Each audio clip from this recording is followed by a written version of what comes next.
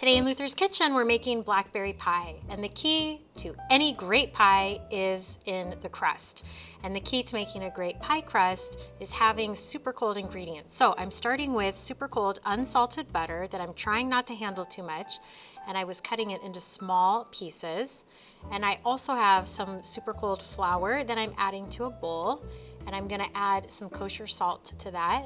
Some people put in a little bit of sugar into their pie dough. I typically don't. I'm just gonna add those super cold cubes of butter in, and using a pastry cutter, I'm gonna cut the butter in so that all of the butter pieces are cut in half and they are covered in flour.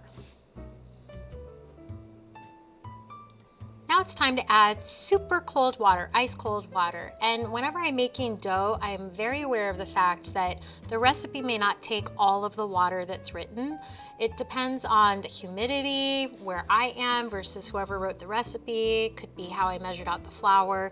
So in this case, I always start a little shy of what the recipe calls for because I may not need all of that liquid. And once I put too much liquid in, I can't take it away. So I'm just working it in with my hands, trying not to overtouch the dough. I don't want to melt the butter, but when it feels like it's coming together and there's less crumbs at the bottom of the bowl, I know that my dough is ready to form into a disc so that I can get it chilling in the refrigerator.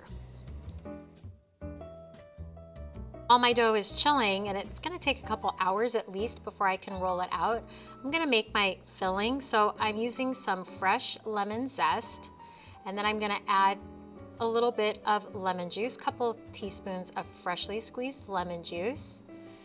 I'm also gonna add in some sugar, and it really depends on the sweetness of your blackberries, so you should taste them first. Mine are pretty sweet, so I'm just putting in a little bit of sugar.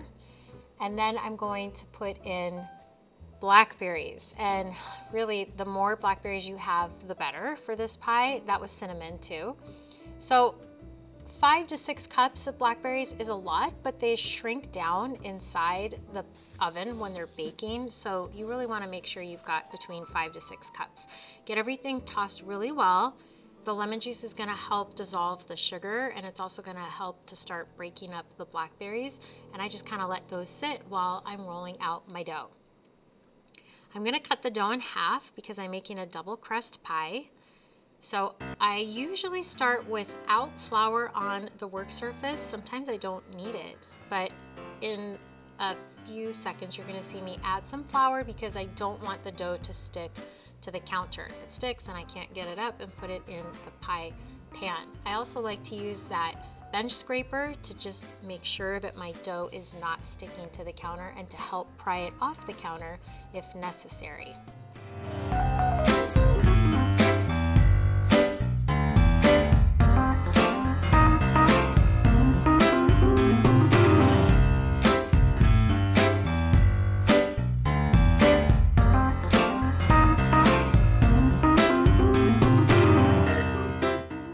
Now that the bottom crust is rolled out, I'm going to use the rolling pin to carefully place it inside my pie plate. And I'm using my hands and fingers to press the dough in against the sides and over the top. It's really important that you have some hanging over the top because you're going to need that for your top layer. There are parts that are going to be super doughy heavy, and for those areas you should trim around because you don't want to have inches of dough hanging off the sides of your pie plate. Now I'm going to roll out what's going to be the top part, and this is a lattice pie, so I'm going to be cutting this into strips so that I can attach it across the top of the pie.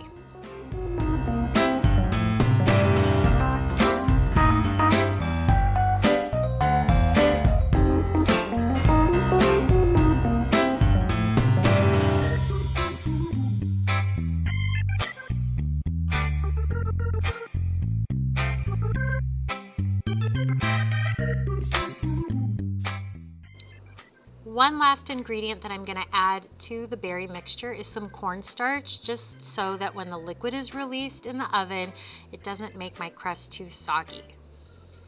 All of the berry mixture is going to go into the pie dish, and I'm just moistening the edges with water so that I can attach the strips to create my really pretty lattice top. So the first layer is always the easiest because everything is the same. You just put your strips across. The second layer is where you have to weave it, and you have to go under, over, under, over.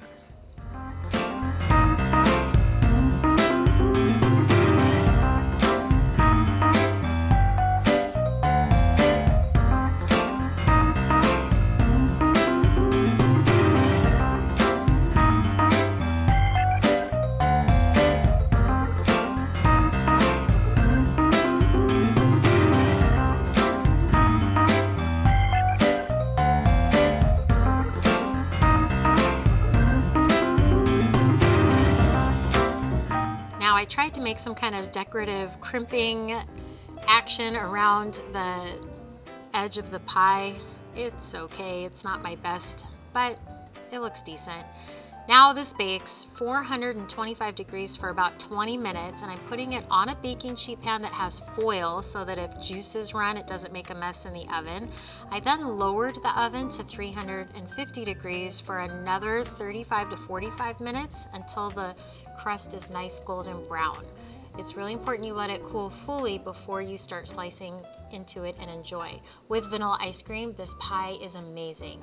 For this recipe and more, visit myclasscancook.com.